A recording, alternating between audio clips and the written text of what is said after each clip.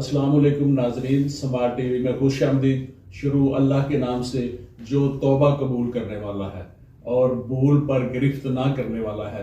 ناظرین، ابلیس کی عیاریاں اور مکاریاں بچپن سے ہم سنتے آئے ہیں، مگر ساتھ یہ بھی سنتے تھے کہ ابلیس نے اپنے بہت سے چیلے بھی تیار کر رکھے ہیں۔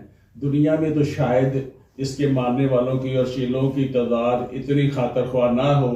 وطن عزیز میں ہر کوئی اس کا دل دادا اور اس پر فریفتہ ہے۔ یوں لگتا ہے ابلیس نے سب کو ہائے کر لیا ہے اور ابلیس نے برائی کو نیکی اور دلیر کا جامہ اس خوبصورتی سے پہنایا ہے کہ ہر شخص اس کا اپنا بیانیہ نہیں لگتا، وہ اس شخص کا لگتا ہے، اس ابلیس کا نہیں لگتا۔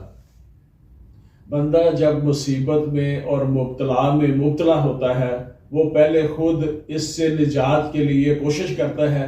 جب اس کوشش سے رہائی نہیں پاتا تو پھر اپنے غیر سے مدد چاہتا ہے، جیسے بادشاہوں سے، عہدیداروں سے، مالداروں سے اور طبیبوں سے۔ جب ان سے بھی رہائی نہیں پاتا تب پھر رب جلیل کی طرف رجوع کرتا ہے۔ جب تک بندہ اپنے نفس میں طاقت اور سکت پاتا ہے، مخلوق سے مدد چاہتا ہے۔ جب تک مخلوق سے مدد چاہتا ہے، خدا کی طرف رجوع نہیں کرتا۔ جب مخلوق سے مکمل طور پر مایوس اور نا امید ہو جاتا ہے تو خالق کی طرف رجوع کرتا ہے۔ اور کیا کمال ظرف ہے خالق کا کہ وہ اسے اس بات کا تانا نہیں دیتا، اس کی یاوری فرماتا ہے، اس سے نا امید نہیں لٹاتا۔ ناظرین، آج ہمارے حکمران بھی یہی کر رہے ہیں۔ IMF کے دستے نگر ہیں، آج کل ہم ان کے تلوے چاٹ رہے ہیں۔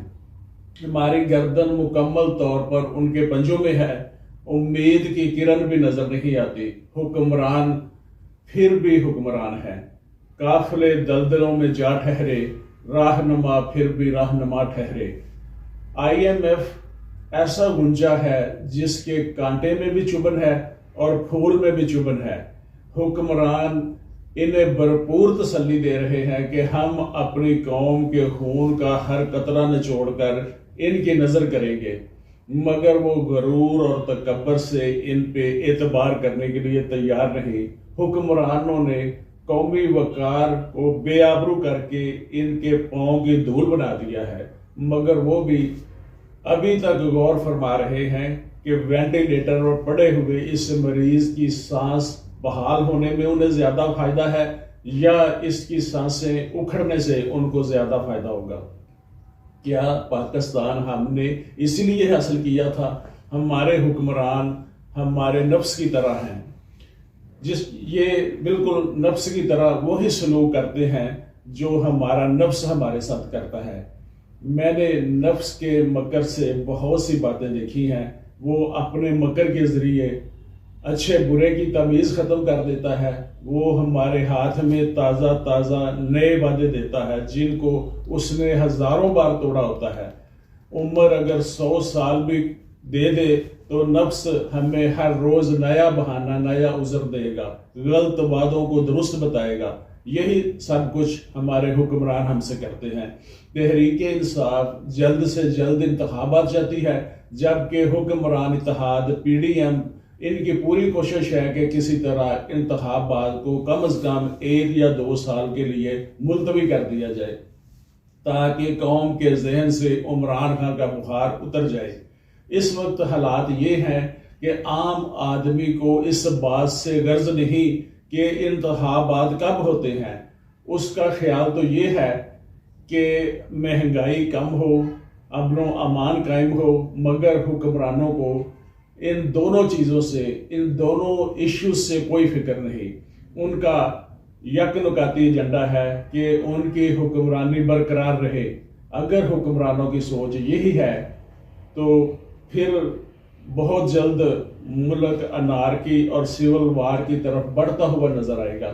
حکمرانوں کو اس بات کی کوئی پرواہ نہیں کہ ملک چاروں طرف دشمنوں سے گھرا ہوا ہے۔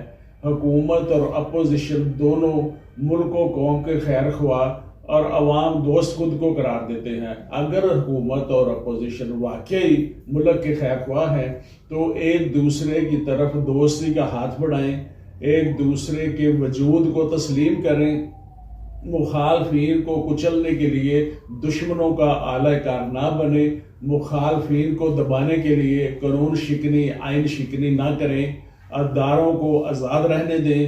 امن و امان کو برقرار رکھنے کے لیے سب سے اہم کردار حکومت کو ادا کرنا ہوتا ہے۔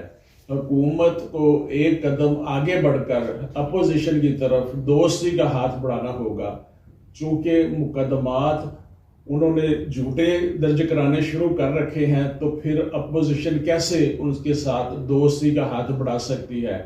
سیاسی انتقام کی بجائے عوامی خدمت کے جذبے کے تحت عوام کو کچھ ڈیلیور کریں۔ اپنی رقیب اپوزیشن سے یہ سب سے بڑا سیاسی انتقام ہوگا۔